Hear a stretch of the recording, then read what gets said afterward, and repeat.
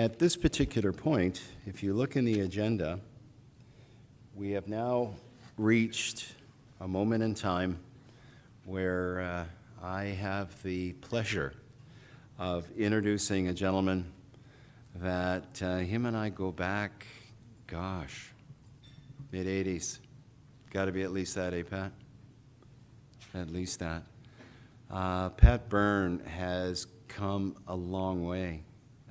He's got a master in science. He's got a number of undergraduate degrees. He's the sleep, they call him the sleep doctor for the Canucks, and that doesn't mean they sleep on the ice when they're playing. That means that they sleep and get rested before they play so that they're supposed to maximize their ability to do a good game. One loss doesn't make that whole principle go out the window. I'm sure they're going to do better. Anyway, Pat was an occupational hygienist many, many years ago. He's a certified industrial hygiene officer. Was certified industrial hygienist. He was a hygiene officer with WorkSafe BC. He's moved on to much greener pastures. An excellent man, extremely knowledgeable in fatigue science. And without any further ado, I would just like to take this opportunity to welcome you, Pat, and come on up. Good to see you.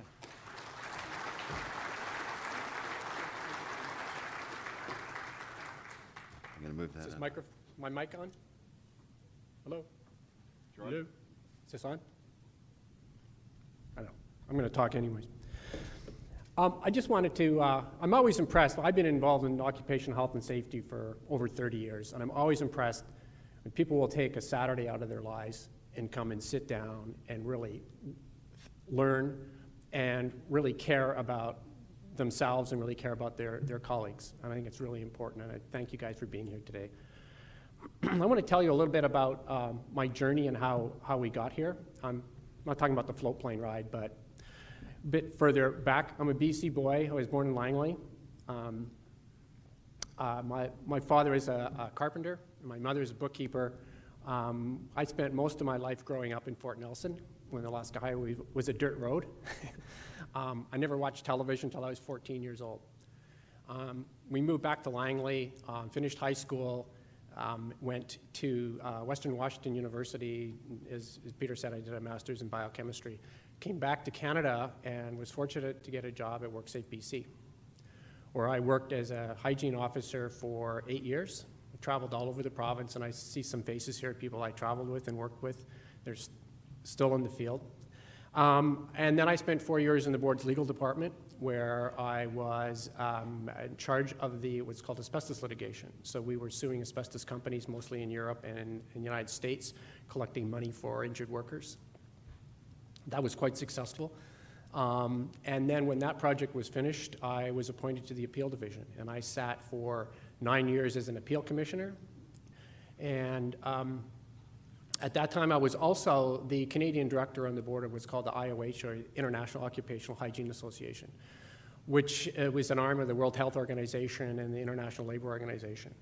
And quite frankly, I thought I knew just about everything there was to know about occupational health and safety. I heard all the health and safety fine appeals. I saw tons of worker claim appeals when I was in the appeal division. I thought I knew everything. So when my nephew graduated from BCIT in forestry, I knew what your industry was like. It wasn't pretty. And I didn't want him to rely solely on his supervisors and his employer to train him. I sat him sorry, it's still emotional. I sat him down and told him everything I knew about your industry. And within 2 months, he was dead. He is one of these typical young workers who worked long hours, cared about his job, drove home Friday night after working 12 and 14-hour shifts, fell asleep, drove his car off a cliff.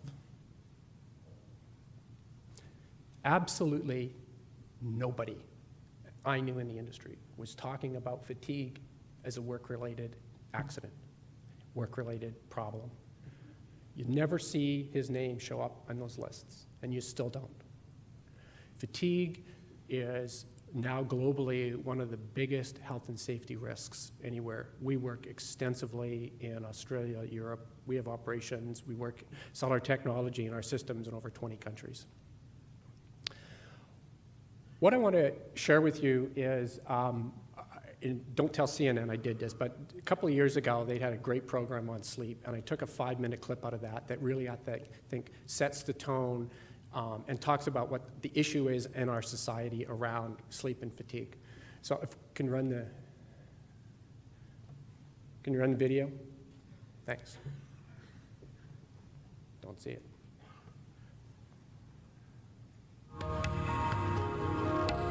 We now return to sleep. That didn't work. It's actually longer than this. With Dr. Sanjay Gupta. We live in a world where day and night no longer matter. We can work, play, eat, pretty much do anything we want around the clock. What we don't do enough of is sleep. I would say that I average about 6 hours of sleep. About 4 to 6 hours, maybe. I would get 4 or 5 hours. 4 or 5 hours. I'm tired every day. Every night I'm tired. As a society, we are chronically sleep deprived, researchers say. Most of us need 7.5 to 8 hours of sleep, but we're only getting an average of about 6.5 during the week, a little more on weekends. This shortfall doesn't go away. In fact, it builds. Researchers call this our sleep debt. Day after day, living on reduced amounts of sleep, you become more and more impaired, more dependent on caffeine, have more difficulty concentrating, at greater risk for falling asleep, more difficulty remembering, but you think you're doing fine.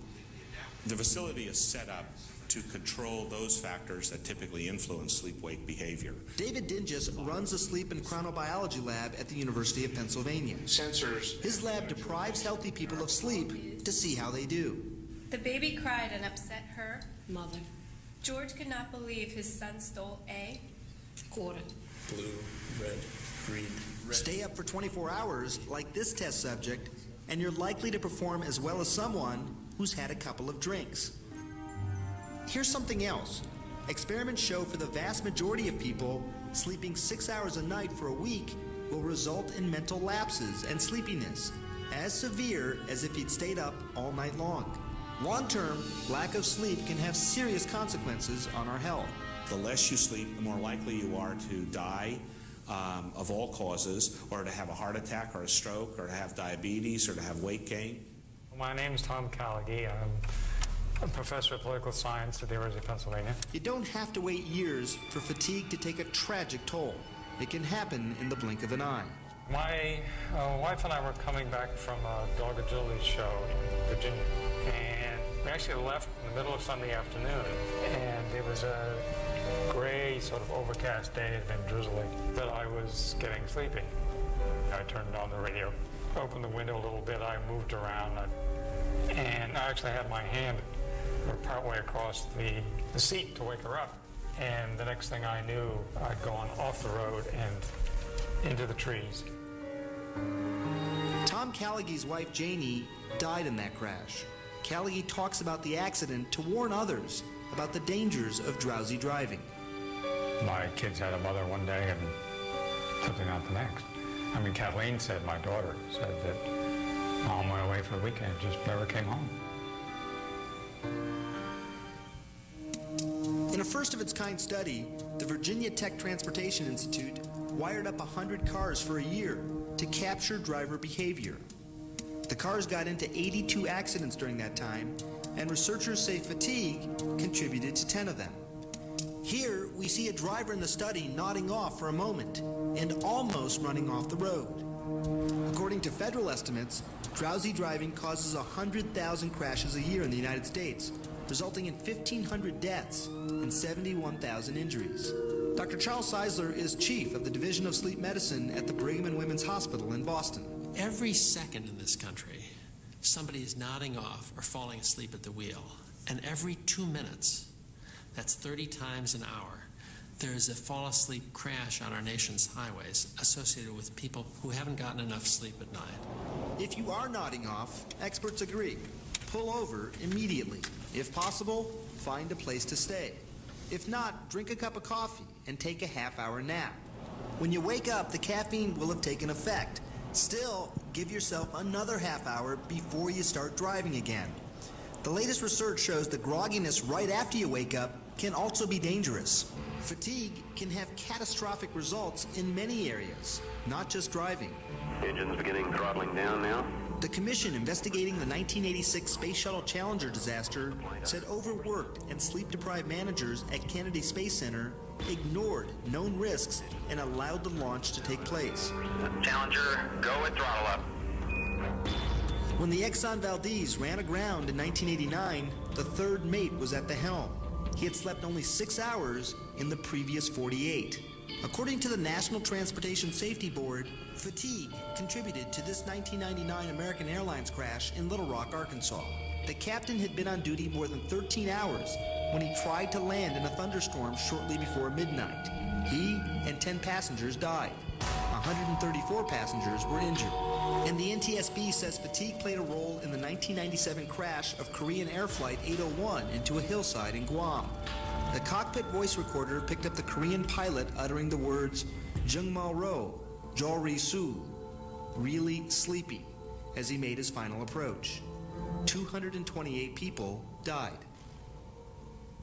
For a long time, we thought, well, you know, if you have the right stuff, if we train you enough, if we give you the best equipment, then you won't have fatigue-related problems.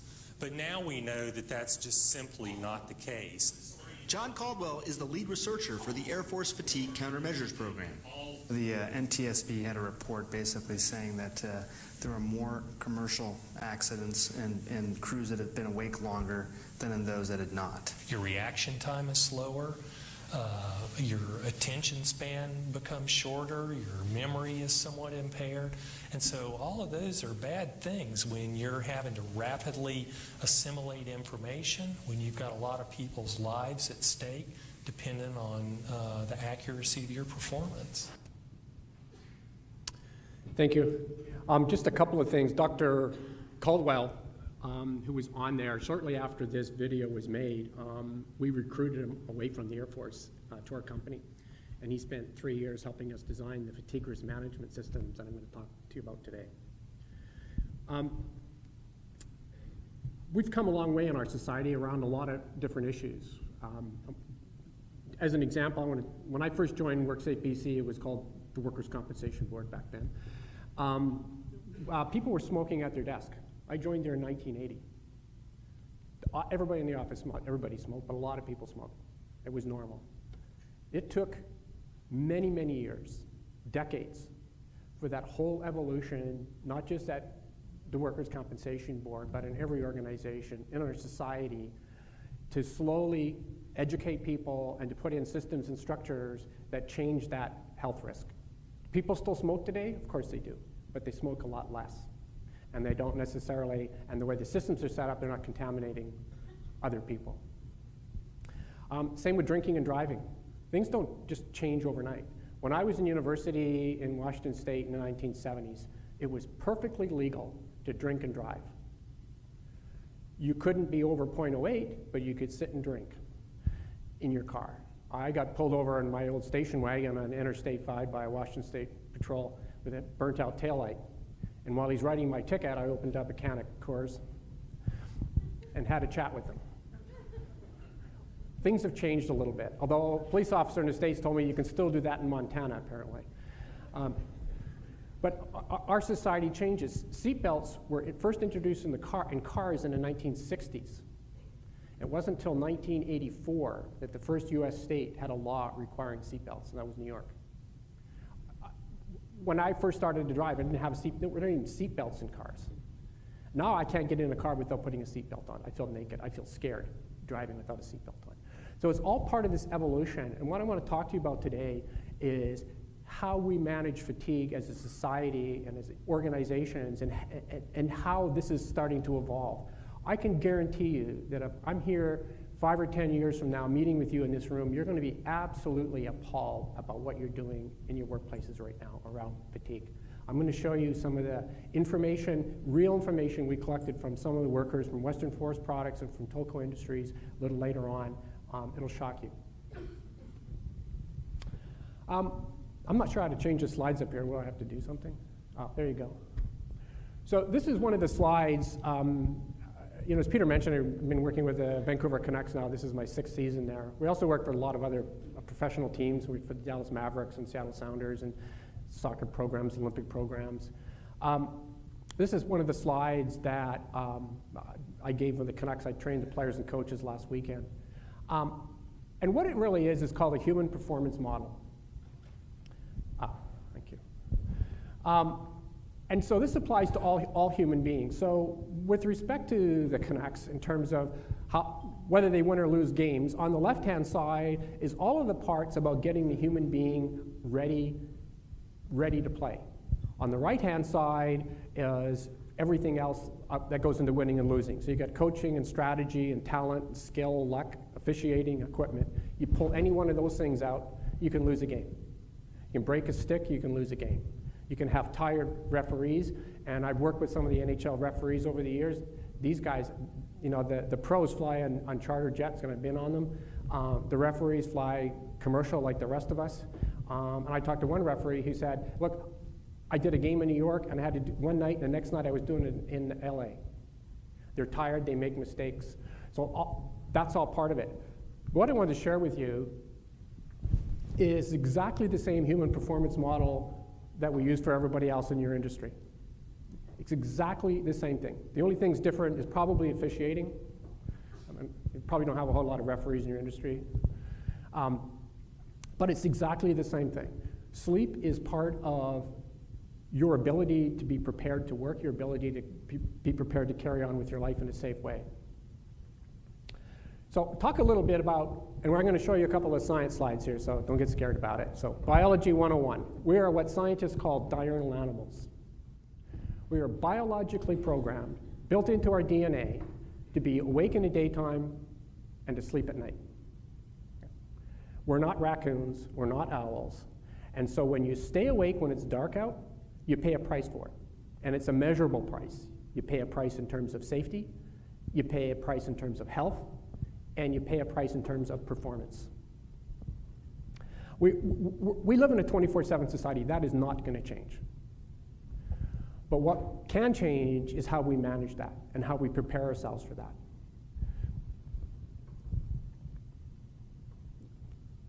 It does. So why are we programmed like that? Well, it's quite simple.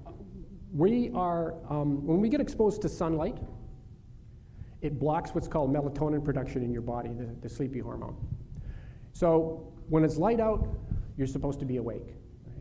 But we don't expect everybody to do that. We expect doctors and hospitals and police officers and military and firefighters and nurses and everybody 24/7. We expect people to be awake 24 hours. But you do pay a price for it. All of the studies out of the US, particularly done by the US Department of Transportation, says just working at night, based on what's called circadian factors, just working at night, even if you're a good sleeper, you have an 11% increased accident risk that you can do nothing about. That's part of it. But what you can do about it is what you do on night shift. At what part of night shift do you work, and how do you get prepared for that? I don't know if you saw a couple months ago, there was a news story about a near accident at Vancouver Airport. An air traffic controller working night shift had 2 WestJet flights taking off on the same runway with an Air Canada a plane landing on that same runway. It turns out that that happened within half an hour of him starting his night shift. He had worked the previous night shift. He went home, he said he got 5 hours of sleep, and he was back working night shift. When you run the calculations through our software, it's not surprising. He was the equivalent of somebody who was legally drunk in terms of reaction time and ability to concentrate. That's just poor planning. And we'll talk a little bit later about how you manage around those issues. So people talk a lot about circadian rhythms. I just want to emphasize to you, I don't care if you're working at night or what you're doing, this is what's going on with your body, okay?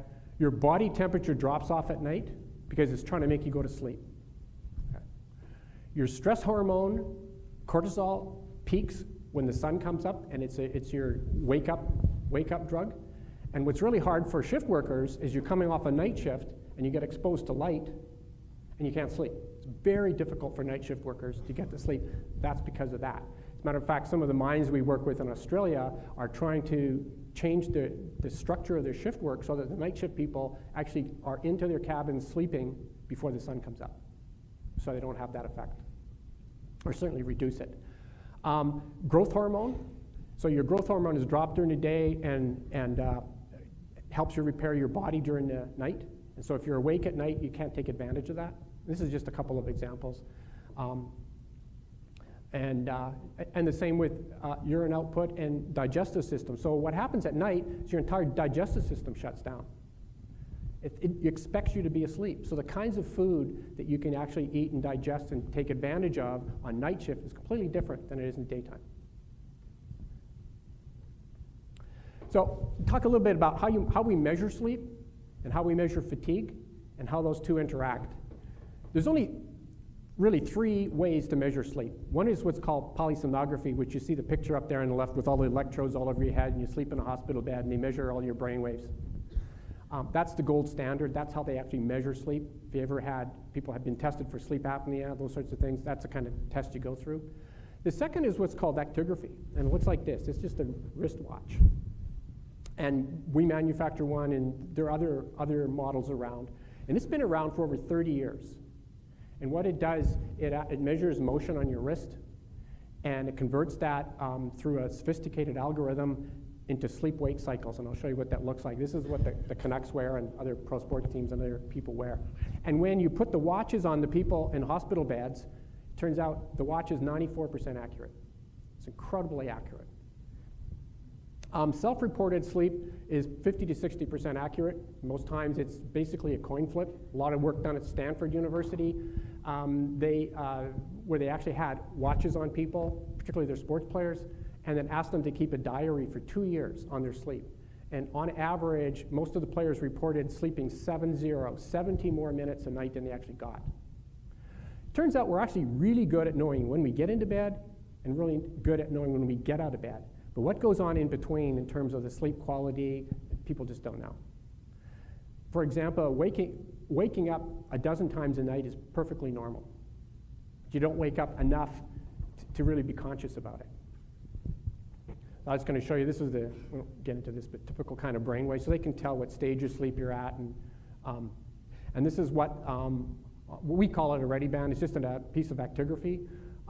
Basically what happened, what we did in our company was, as part of my journey in trying to figure out how we can manage this safety risk, is I went to the sleep labs in the United States and Canada and discovered they were using these big, bulky actigraph watches that weren't waterproof, they were heavy to use, you have to change the batteries every few days. It was a bit of nonsense. And then I went to the US Army, US Air Force, and found some software that converts sleep data into, it's called performance and accident risk data. And I bought up the rights of both of those and married them together into one technology. And I'll show you what some of that data looks like. But essentially, it's FDA and Health Canada approved. It's the only FDA approved sleep and fatigue analysis system. So these aren't toys, these aren't the gadgets you can put on your phone. They call those things tech gadgets for a reason, because they're gadgets. It's accepted by the American Academy of Sleep Medicine, and quite frankly, we've had these things run over by mining trucks in Australia, and they still work. Very robust. We actually have a real-time feature on it. You click a button, it'll actually tell you what your real-time fatigue is. For example, mine right now is 90%. It's gone up a bit.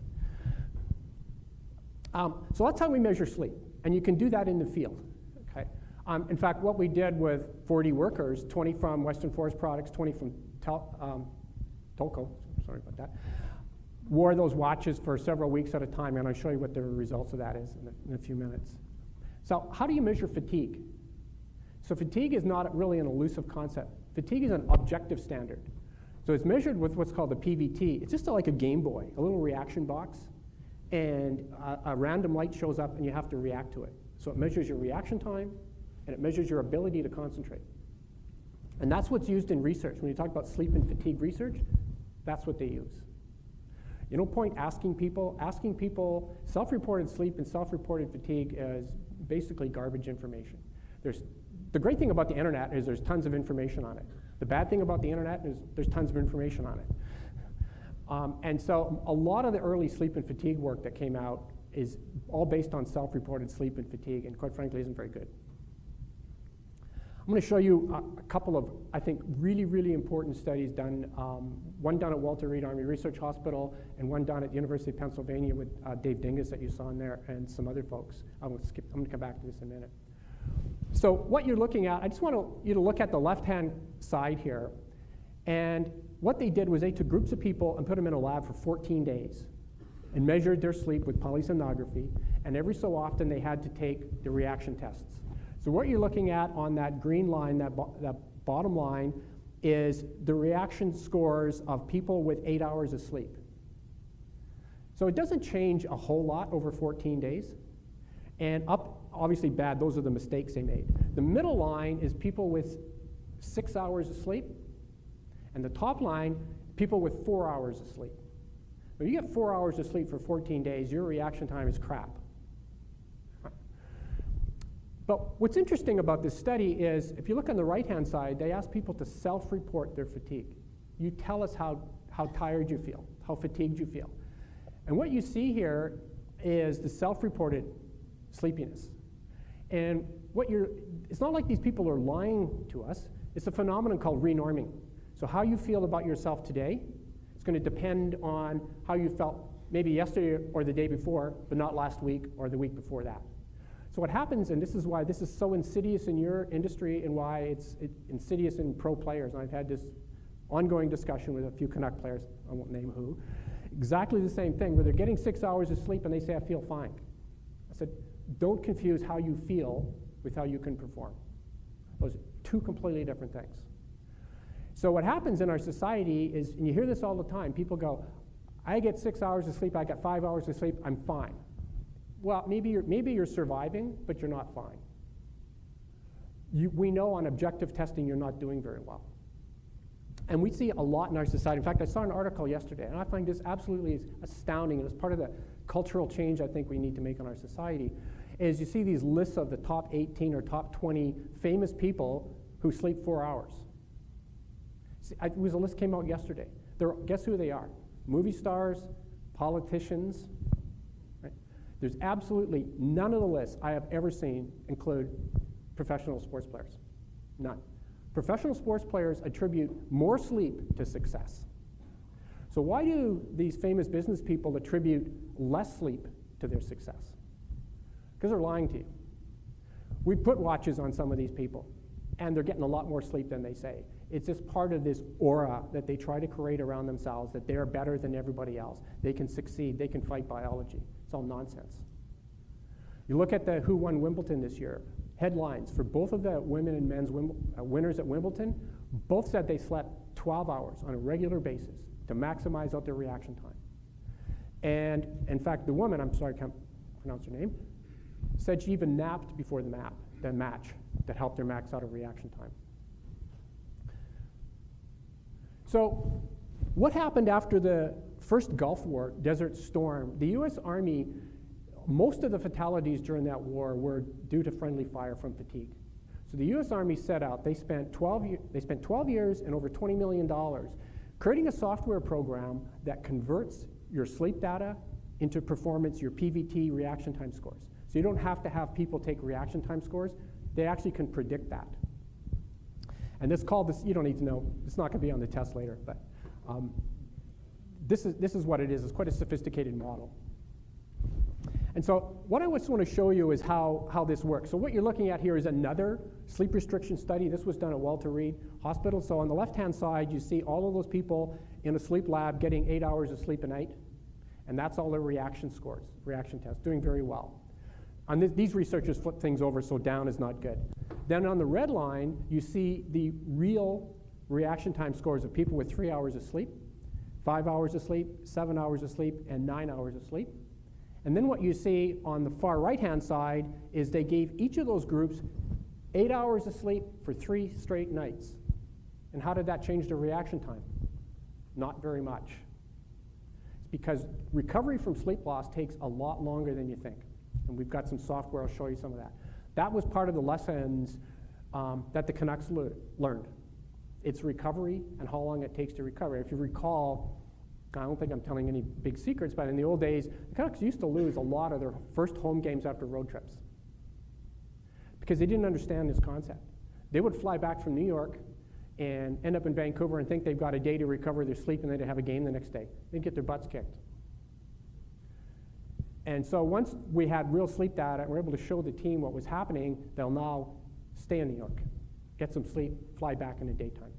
So we have to change, and in fact, over 5 years of real data on that team, we know as a team, if they drop below 90% on their reaction score, so they lose 10 or 12% of their reaction time, they lose vast majority of those games. So my job with the team, and work with the coaches and the management and the training staff, is to change the travel schedule so that they can get the right opportunity to sleep, so they can maximize out their reaction time. It's exactly the same kind of process and program that we would use in an industry like yours. So what's really fascinating about these things, because people always talk about how much sleep do you need, and you hear arguments, well, you need 7 hours, you need 9 hours, you need 10 hours, you need 3 hours. It's not about how much sleep you need, it's about how well you want to perform. If you want to perform in the middle there, then get 5 hours of sleep. If you're a professional athlete and you want to perform at the top, maximize your reaction time, you're going to need 9 or 10 hours of sleep.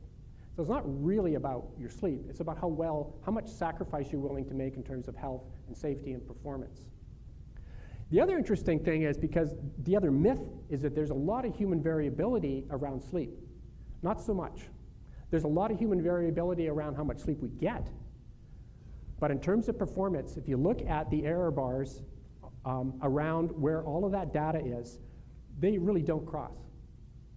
And what's also fascinating is that the human variability and how people react to sleep loss is, if you look at the 9 hours, it's all of the people with 9 hours of sleep perform pretty well within a very small range in terms of reaction scores. But the people with 3 hours of sleep, it's much longer. It's a much greater variability. So when you take the actual sleep data and actual reaction time data and put it through that safety model software that the Army has, this is what it predicts. So it's very good. The other thing on this software, because it hadn't had what's called field tests, U.S. Congress a couple of years ago ordered the FAA to test this software for flight attendants. So, and the best part about, we own the commercial rights to it, but the U.S. government, Congress does all the testing for us, which is wonderful. They put our Ready Band watches on 200 flight attendants who, for 3 to 4 weeks at a time, who were traveling all over the world and took a reaction test, the PVT, with them. And they took almost 10,659 reaction tests, real reaction tests with their sleep. And so what you're looking at here is, on the black dots are the actual PVT effectiveness scores of the people who took the field tests based on their sleep, and on the white is what the software predicts. So the technology has really evolved to the point now, this is the only software, only technology that's used by militaries literally around the world. It's used by the FAA, it's used by fighter pilots, it's used by professional athletes. Because if we can just measure your sleep with a watch, we know exactly when you're going to perform at any point in time. In fact, that algorithm is built into the watch. You can just push a button, it'll tell you what your real-time fatigue is. There's another great study that I didn't get to participate in, but there's a couple of studies. Some were based on PVT reactions tests, and some were based on driving simulator accidents. So what they did was they put people who are normally good sleepers, put them in a lab and kept them up for long periods of time and made them take reaction tests. And so if you're awake for 18 and a half hours, you have you're at about 77%. You lost 40% of your reaction time. If you're awake for 21 straight hours, you're at a 70%. That's about a 40% drop in reaction time, right? Just staying awake for long hours. But they do the same thing with people who are good sleepers, but instead of keeping them awake for long periods of time, they feed them alcohol, and they get them drunk, and make them take reaction tests. So what happens is People who are 0.05 alcohol have the same reaction test as somebody that's been awake for 18 and a half hours. And people that are awake for 21 straight hours have the equivalent blood alcohol level of 0.08 in terms of reaction time and ability to concentrate. There's a lot of differences between being drunk and being tired, but where they intersect is reaction time and ability to concentrate. That's why we have drinking and driving laws. It's not because they don't like alcohol, because it affects your reaction time and your ability to concentrate. In some states, I know in New Jersey for sure, it is a criminal offense punishable by 10 years in prison to be awake 24 hours and drive. We have firefighters in this province begging to work 24-hour shifts. That's insane, right? That's insane. These people are getting in their cars and wanting to drive on our streets. It's ridiculous. So sleep affects not just your safety, but your health, and also your ability to learn. This is a great study, 4-year study done out of what's called Great Lakes Naval Academy in the U.S., where they took standardized test scores. What they do in the Navy and with these cadets is everything they do is scheduled. When they eat, when they sleep, when they march, when they study, everything. Historically, they've given them 6 hours of sleep. So what you're seeing in 2000 and 2001 are the range of standardized academic scores with 6 hours of sleep. And in 2003, that's the range of test scores with 8 hours of sleep. It's the highest they've ever had. Now they all get 8 hours of sleep. I have 2 daughters in university, and I show this to them, and they completely ignore me. Because that's part of their culture. You stay up all night, you have all-nighters, and there's a lot of culture within our organizations and a lot of culture within your industry about sleep and fatigue and how that's managed. I'm going to talk a little bit later, get into this, about some of the barriers to moving this kind of topic forward. It's not something that your industry can do alone. It's not something that a company can do alone. It's not something like the industry or even the province can do alone. It's much like smoking or drinking and driving. We have to have a collective discussion about this in our society. You know, in schools, they teach children about nutrition, and they teach children about smoking. They teach children about exercise. They never, never talk about sleep and how that affects their lives. So it's a bit of a busy slide, but I'll just walk you through. What happened was the U.S. Department of Transportation decided to say, can we really predict the accident risk based on your sleep? So they took this safety software and they looked at 1,400 real accidents, 1,000 what they call non-human factor accidents, and 400 human factor accidents. And they correlated against their work schedules. And what they found was that once you hit 70% on that scale with a 40% drop in reaction time, you're at a statistically significant increased accident risk, and you need to get off the road. My watch is programmed, so it will tell me how many hours I will be and what time I will hit 70% when I need to stop driving. So, and quite frankly, it's intuitive to people, I think. The more reaction time you lose, the slower it takes you to respond to things, the higher accident risk. This is a great study, and it proves it. I'm going to kind of barrel through a few of these things here.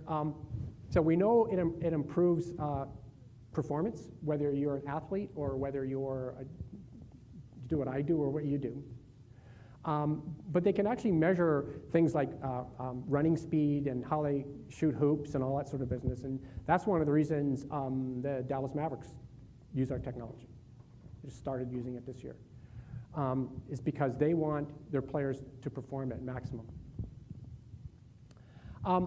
Turns out part of the health price you pay is obesity. All of the studies show that if you cannot sleep at least 8 hours a night, you have a very hard time losing weight and keeping it off. Big correlation.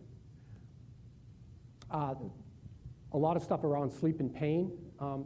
This probably doesn't affect you guys. So I put this in because I was speaking last week to the U.S. Army Special Forces Command at Fort Bragg, and they were interested in pain. I don't know why. But. Sleep and diabetes, and I know that you have a group out here with a booth on diabetes. A lot of research that shows that if you are not sleeping well, you have a very difficult time controlling your sugars. It's difficult. And if you think about it, as human beings, we're supposed to be sleeping at night and getting all the rest and recovery we need. And when you push yourself beyond those limits, you create health problems, safety problems. Same with cardiovascular health. So why don't we sleep well in our society? Really 3 reasons. First is what's called sleep disorders. And that's a medical condition. And depends who studies you believe, it could be 30 to 40% of our entire population has some form of a sleep disorder.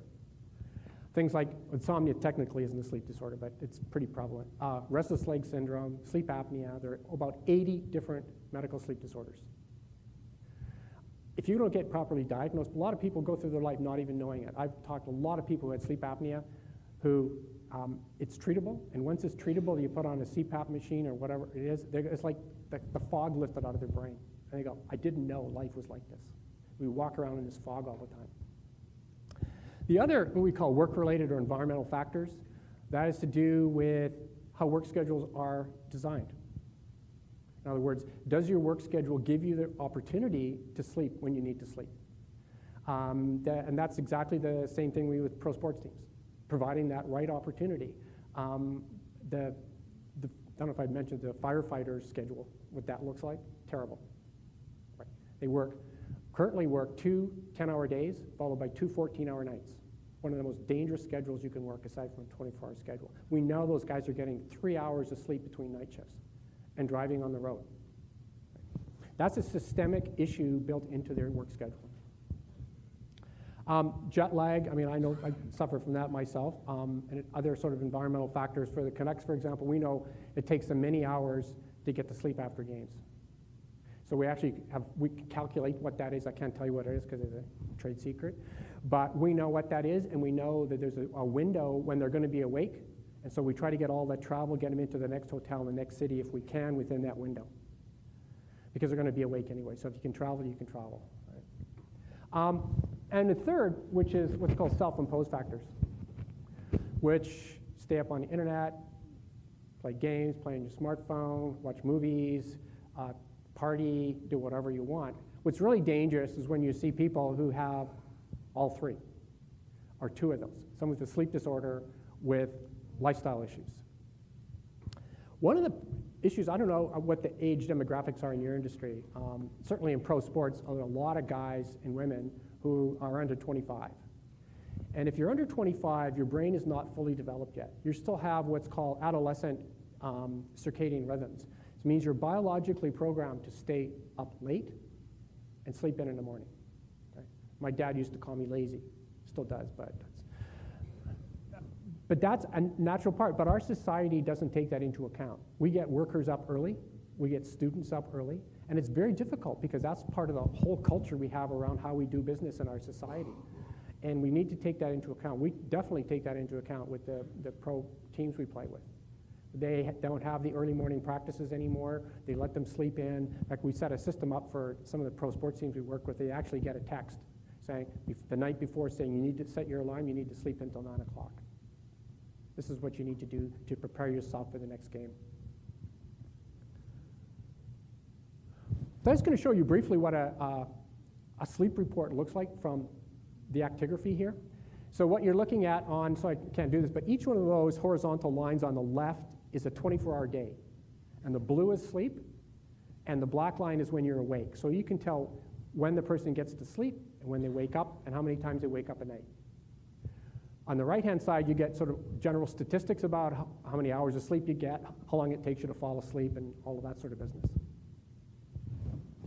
Then what we do is we take that data and push it through that safety model, and it'll show you, if you see on the right-hand side, what your change in reaction time is while you're awake. And if any of the workers that we work with fall into that red zone, then we have some work to do. So this is the sleep reports, are a couple of days of sleep reports from 2 of the Canuck players from last year. Obviously can't tell you who they are. Both very good players. Both typically good sleepers until this particular road trip, which was in March. So what you're looking at across that top line is blue is sleep. The yellow hatch marks is when they take it off for practices and games. It's one thing in the NHL, they can't wear these sorts of things during the game, so they take them off, and it shows that they've taken it off. And you can see this player 1 has very broken up, disrupted sleep. Player 2, who goes to the same, and on that first night actually naps before the game. He has very good sleep. So how does that translate into performance? So what you're looking at here for the 2 players is the change in their reaction time, the predicted PVT scores for when they're awake. And the player 2, who's a really good sleeper at game time, is virtually at 100%. Player number 1 with crappy sleep is at 80%, and I think in that third game, he lost more than 20% of his reaction time. And it's interesting because the way we work these systems is the only people that see these reports are the players and myself and the team doctor. The coaches don't get to see the data, and the same in industry. Your bosses don't get to see this data. They get accident risk data, they don't get to see this data. But I went to the coach, and this was AV last year, and I said, give me a list of players. I said, you tell me who you thought played well on this road trip and who you thought played like crap.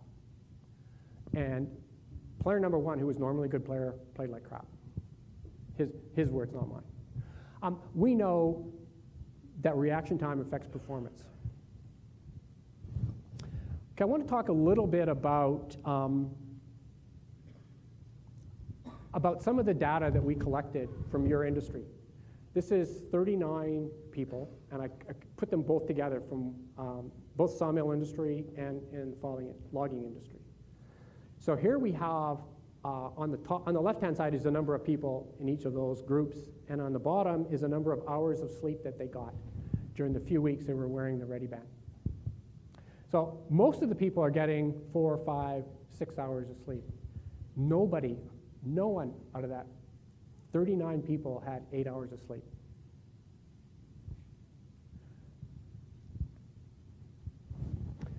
So if you look at how much time each one of those, as a group, those workers spent in high-risk areas, keeping in mind 70 and below is very high risk for accidents.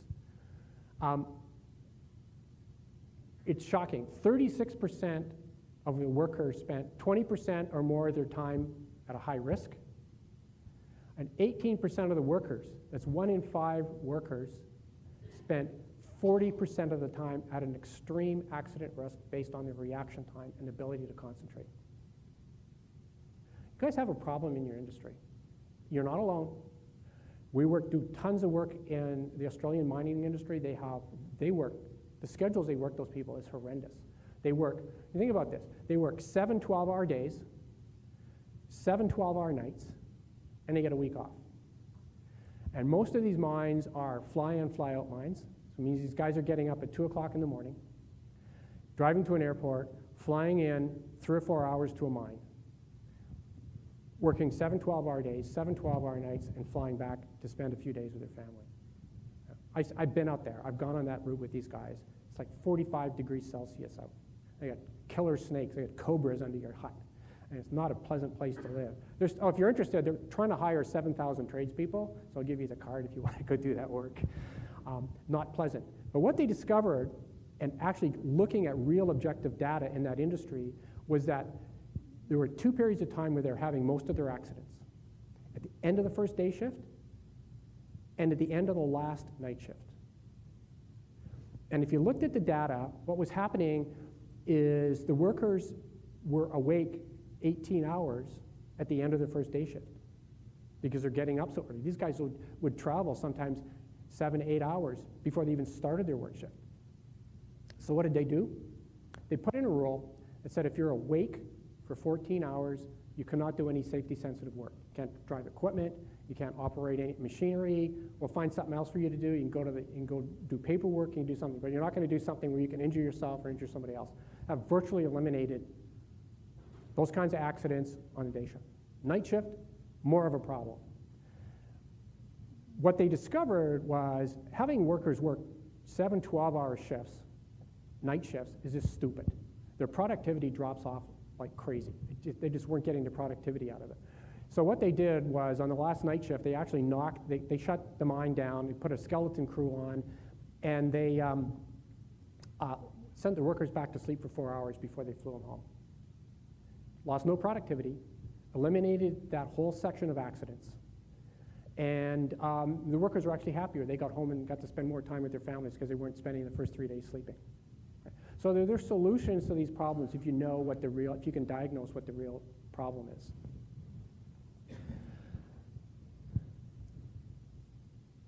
So what is fatigue risk management? What does this look like? This is a slide we put together, but this is out of last year, the American, I'll get this right, College of Occupational Environmental Physicians put together really the smart brains of the world and said, how do we devise a fatigue risk management system that can eliminate fatigue-related accidents? I'll explain how it works. So the level one is, how do we design our work schedules so that the workers get the sleep that they need? So there's software, that safety model fast software. So the first step, if you want to do this, is to make sure whether you're dealing with overtime or double shifting, you design your systems so that you have the opportunity for workers to get the sleep they need. That's a fundamental starting point. The second point is, now that we've given the workers the opportunity, how can we help them take advantage of that? And so we use there are other actigraphs, but we use the ReadyBand technology, and we survey the workers. And then what happens is they'll fall into one of those three buckets. They'll either have a sleep disorder, or they'll have a lifestyle issue, or they're working other jobs and working overtime. And so how you deal with those individual people is going to depend on what the particular issue is. You can think about this. You could, if you did that kind of sleep screening in your workplace, you're going to take, probably 30 or 40% of the people in that workforce and make them better sleepers. Take them as accident risks out because they're going to have a sleep disorder. So if you can do that, but what happens is there are still people who fall through the cracks. So somebody who has the right opportunity to sleep, somebody who normally takes advantage of that sleep, has small children at home, and all of a sudden doesn't sleep well. Right? Quite frankly, that's what was going on with the One Connect player. All of a sudden, somebody who's normally a good sleeper has small children at home, or they're sick, or something's going on, they get stressed. How do you deal with that? Well, there's a couple of ways to deal with that. And part of it has to do with training your workers, the coworkers, and supervisors to recognize some of the signs and symptoms of people that are fatigued, and to encourage workers, which is important, encourage workers to self-report fatigue. That's very big in many jurisdictions right now, is to help people to self-report. Right? You wouldn't want to work with somebody in your workplace who's drunk. That's an easy call, right? Get off the work site. We don't want you here. Right? But how do you deal with somebody who can't sleep well and is really fatigued? You have to change what they do on the work site. You have to help them and provide assistance. And the last level is really, if you do have an accident, how do you know whether fatigue was a component of that or not? Again, there's software out there that's used by the Transportation Safety Board, the National Transportation Safety Board. All the regulators in the world practically use this software. You can tell pretty precisely what someone's mental state was at, where their PVT score was at the time of the accident based on their work schedule. It's there. The problem in this province, and be honest, we're 10 years behind some of the other countries like parts of the US and parts of, certainly Australia. I go to Australia, I go to a mine in Western Australia, I have to file a fatigue management plan to show where I'm flying, where I'm staying, where I'm getting my sleep, and I have to file it and get it stamped by the mine before I'm allowed to even leave Vancouver. Here, we don't even look very carefully at whether fatigue was a part of our accidents or not. So, all of these are starting points. There's certainly no silver bullet, but these are all starting points in a plan, short-term, medium-term, long-term plan for you as an industry and as a society to overcome this issue. I'm probably running way over time here. I am. That's pretty much my presentation. I'm going to be here today. If you have any questions, I'm happy to chat with you and catch up with some old friends. My colleague is here at the back. I'm going to raise your hand, Jacob. Thank you. my colleague from Vancouver is here. So we're both going to be here all day. So if you have any questions, we're here to help you. We do have a, I don't know if I don't want to do a commercial here, but we do have a, we have a website, didn't even stick it on there, but it's just fatiguescience.com if you're interested in some of the science and the stuff behind it. But I really wanted to thank Peter, come on up, and the BC Forest Safety Council and Peter and your whole industry for inviting me here today, and I really appreciate that. Thank you. Good to see you. Oh, thank you. Mr. Ron Corbeil's got a little... Hey, Ron. Thank you very much, Pat. And on behalf of the conference, just a little token of our esteem, Pat, from Ron Corbeil, United Steelworkers. Little picture op. Okay, we're ahead of ourselves by 10 minutes, so go figure. Must be something to do with the host and how he's cracking the whip and keeping us to a certain timeline, right? Okay. That didn't work either, did it? No. Okay, so again, let me remind you, you have your passport book.